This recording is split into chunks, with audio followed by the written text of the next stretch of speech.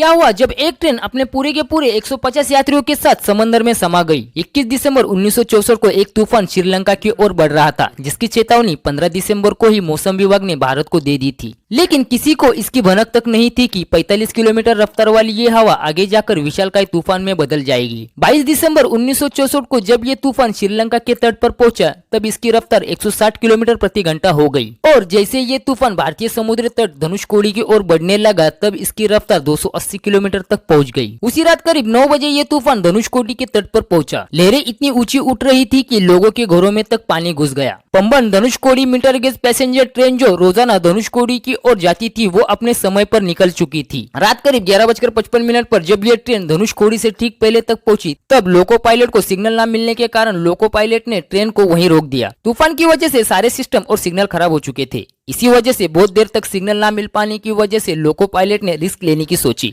और ट्रेन को सिग्नल के बिना ही आगे चला दिया। तूफान की रफ्तार इतनी तेज थी कि लहरें 25 फीट से भी ज्यादा ऊंची उठ रही थी। तभी एक बड़ी लहर आई और अपने साथ ट्रेन को बहा ले गई। ट्रेन में 6 डिब्बे थे। आंकड़ों की माने तो ट्रेन में स्टाफ को मिलाकर 150 यात्री सवार थे। लोगों की मानो तो कुछ लोग बिना टिकट के भी सवार थे, जिस वजह से ये आंकड़ा 190 तक पहुंच जाता है।